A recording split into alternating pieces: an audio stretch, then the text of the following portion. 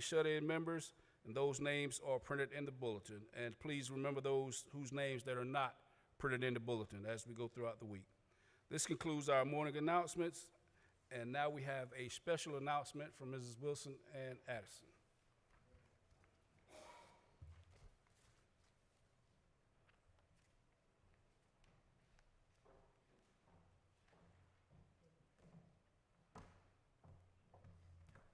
Good morning.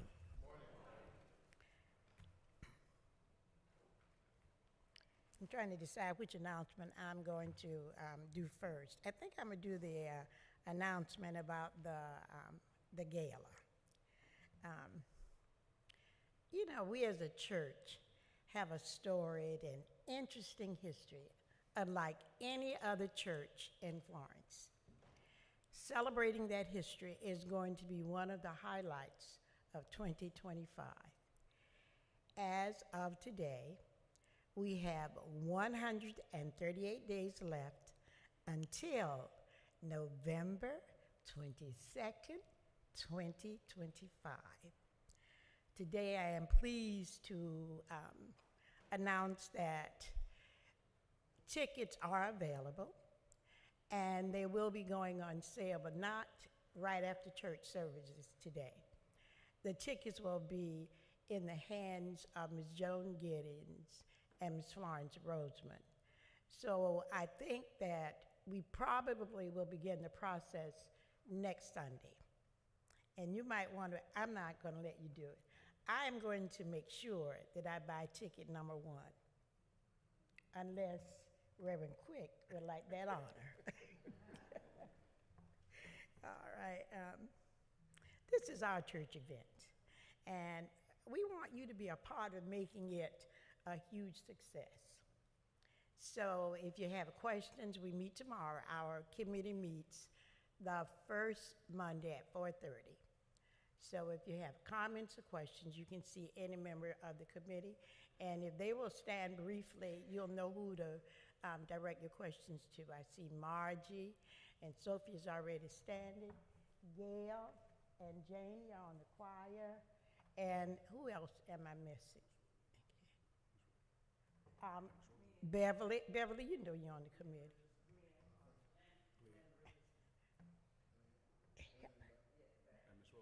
Oh, and okay.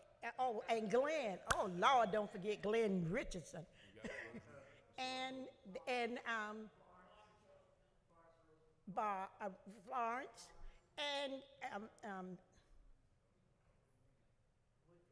Woodrow. You know you're on the committee. Yeah. And Woodrow, whether he stands or not, Woodrow is on the committee. And I'm sorry, Glenn, because you two play a very important part on that committee. And I thank all of you for working with me. Next is my report from annual conference. And before I begin, I want to thank you for allowing me to serve as your lay member to the annual conference, because I really enjoy going. And the thing that I enjoy most are those beautiful worship services. They just get you into the mood for the conference. But today I'm not going to give you a full report. It will be available in our charge conference book, but I would like to highlight some of the events from annual conference. Let's see. The theme for our annual conference was see the possibilities and live the promises. And I hope we kind of adopt that as a theme for our church as well. Because when I look around at these empty seats, plant the seeds. There are possibilities. And so I appreciate having gone to this service. The highlight of the Sunday evening service was the celebration of 18 persons called into the ministry and the honoring of 32 retirees. Those numbers are significant. Bishop Farrelly preached a very inspiring sermon. Our bishop can preach, y'all. He was magnificent. He really was. Wasn't he, Reverend Quick? Yes, he was. Okay. We receive daily encouragement through prayer and praise. And Monday began the first day of the business session. And the highlight of the first business day of the conference was voting on 4 enactments to the United Methodist Constitution. One was worldwide regionalization. 2, expanding gender and disability inclusion in church membership. 3, standing against racism and colonialism. And 4, clarifying requirements for clergy delegate elections. The body also passed a motion expressing concerns over deep cuts to our U.S. federal programs. Tuesday was the second business day. The highlight was the passing of 5 resolutions. One was LGBTQIA+ inclusion. Number 2, our responsibility for our personal health. How can we do God's work if we ignore our personal health? 3, upholding the dignity of all mothers. 4, supporting South Carolinians with dementia. And 5, recommitting to collegiate ministry as a priority of the church. The young people had a significant part in this 54th conference. Okay. The conference chancellor updated the body on the scouting bankruptcy and the need for church incorporation, which must comply with the Book of Discipline. Clergy will receive a 2.5 cost of living increase.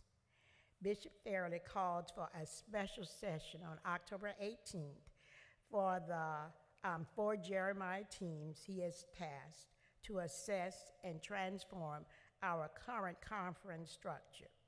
On Wednesday, the last day of the conference, the body passed a $10.3 million budget for the upcoming conference year and received the report on the distribution of fees from the 2024 separating churches.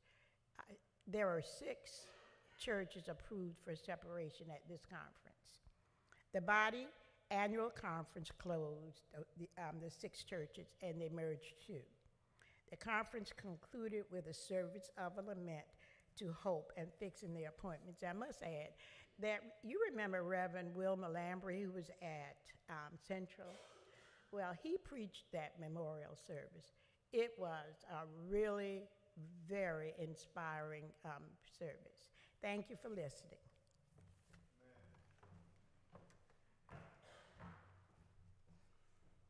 Thank you for that report. At this time, we'll have our passing of the peace. As you can see, we have some guests with us this morning.